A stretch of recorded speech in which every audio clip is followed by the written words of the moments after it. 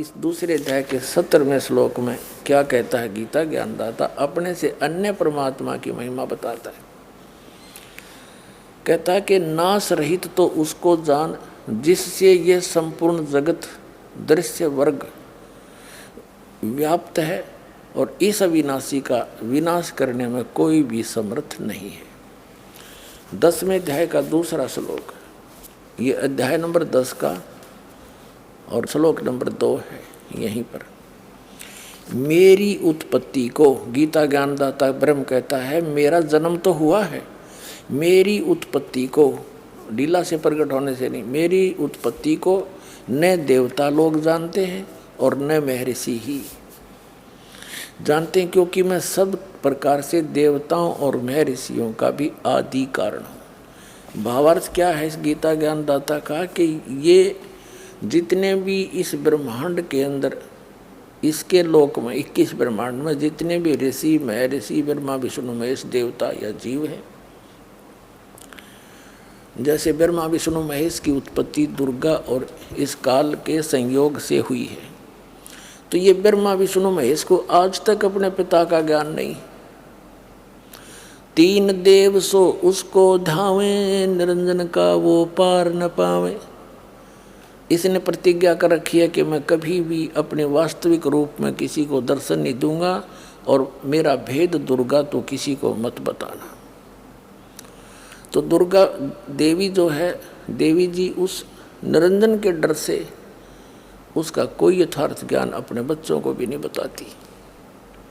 ये तो परमात्मा आए, कबीर भगवान जो सबके जनक हैं, जिसने इस निरंजन की भी उत्पत्ति की, ज्योत निरंजन ब्रह्मा विष्णु महेश के पिता की, और दुर्गा की उत्पत्ति उन्हीं से हुई, वो सबके जनक हैं। उसने आके इनकी जन्म और मृत्यु बताई, इनकी सतिथि बताई, ब्रह्मा विष्णु महेश की सतिथि बताई। वो हमारा गले नहीं उतरी क्योंकि उस समय हम अशिक्षित थे, और इन नकली गुरु ब्राह्मण ऋषि महर्षि आचार्य शंकराचार्यों ने 600 वर्ष पहले परमात्मा आए थे, तो उन्होंने परमात्मा के ज्ञान को हमारे तक नहीं आने दिया। ये कह कर के कबीर अशिक्षित है, ये सदग्रंथों से अपरिचित है, संस्कृत भाषा ये जानता नहीं, झूठ बोलता सारी, जबकि परमात्मा सारी साची कह कर चले गए। उस समय के लिखे हुए वचन आज सदग्रंथों ने समर्थन किया जो भगवान बताया करते थे। अब ये सिद्ध हो गया कि ये तीनों, ये गीता ज्ञान दाता भी नासवान, ये भी जन्म मृत्यु के रोग में। अब श्रीमद् भगवत गीता अध्याय नंबर 15 के श्लोक नंबर 16 और 17 में 3 पुरुष बताए हैं, एक सरपुरुष, एक अक्षर पुरुष। सरपुरुष और अक्षर पुरुष तथा इनके अंतर्गत जितने भी प्राणी हैं वो सभी नासवान हैं, और ये भी नासवान है। गीता अध्याय नंबर 15 के श्लोक नंबर 17 में बताया है कि उत्तम पुरुष तो अन्य है, परमात्मा इति उदाहरते, ये लोकत्रयम् आविश्य विवर्ती अवैश्वर है। उत्तम पुरुष श्रेष्ठ परमात्मा तो कोई और है इन दोनों से, सरपुरुष और अक्षर पुरुष से। ये देखिएगा श्रीमद् भगवत गीता, गीता प्रेस गोरखपुर से प्रकाशित है। अध्याय नंबर 15 का श्लोक नंबर 16 और 17 दिखाते हैं आपको। श्रीमद् भगवत गीता अध्याय नंबर 15 का और श्लोक नंबर 16 यहाँ पर है। द्वौ माने 2, इमौ माने इस, पुरुषो माने पुरुष यानी प्रभु, लोके क्षर से अक्षर एवच सर्व सर्वाणी भूतानि कटुस्थ अक्षर उच्यते। इसका अर्थ ये बनता है इस संसार में नासवान और अविनाशी भी ये 2 प्रकार के पुरुष हैं। यहाँ इन्होंने अर्थ कर दिया, इनका नहीं, यह लिखना था जैसे ये संस्कृत को देखेंगे आसानी से समझा। ये द्वौ इमौ पुरुषो लोके सर से अक्षर है, यहाँ लगाना था इस लोक में 2 सरपुरुष और अक्षर पुरुष। सरपुरुष ये ब्रह्म है, सरब्रह्म, और अक्षर पुरुष ये परब्रह्म है। ये दो पुरुष हैं, ये 2 भगवान हैं।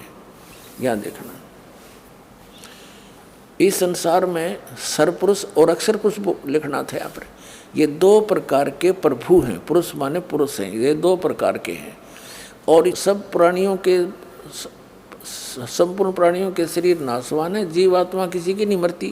तो कहने का भाव ये है कि इन दोनों भगवानों के, पुरुषों के जितने भी इनके लोक हैं, इनके अंदर जितने प्राणी हैं और ये स्वयं भी दोनों नाशवान हैं। सरपुरुष ये ब्रह्म है, 21 ब्रह्मांड का ये मालिक है, और अक्षर पुरुष ये परब्रह्म है, ये 7 शंख ब्रह्मांड का स्वामी है। और उत्तम पुरुष है तू अन्य परमात्मा इति उदाहरते।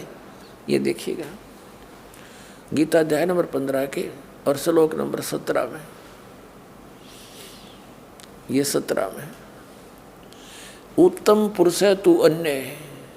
उत्तम पुरुष यानी पुरुषोत्तम श्रेष्ठ भगवान तो अन्य है, परमात्मा इति उदाहरते जिसको भगवान कहते हैं।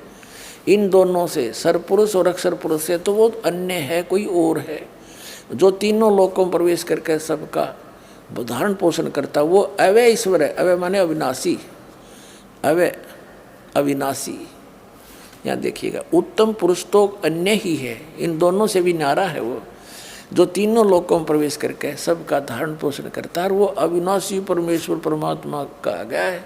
अपने आत्मा गीता ज्ञानदाता कहता है अर्जुन,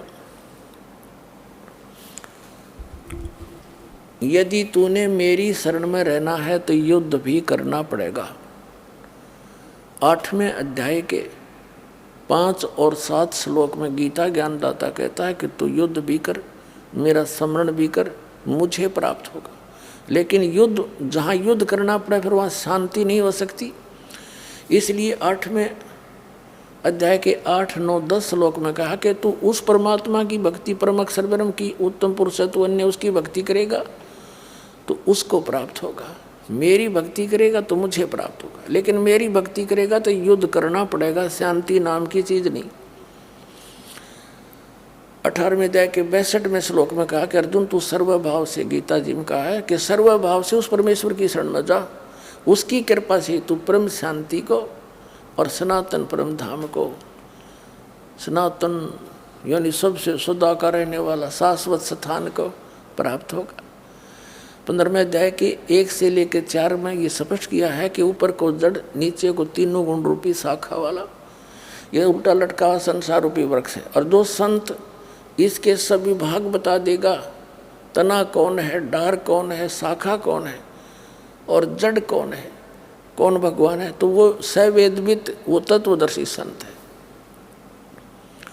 उसके पश्चात परमेश्वर के उस परम पद की खोज करनी चाहिए जहाँ जाने के बाद साधक कभी लौटकर संसार में नहीं आते। और जिस परमात्मा ने सभी ब्रह्मांडों की रचना की है, जो सबका उत्पादक है, और मैं उसी की शरण में हूँ, उसी की भक्ति करनी चाहिए और किसी की नहीं। स्पष्ट हो गया।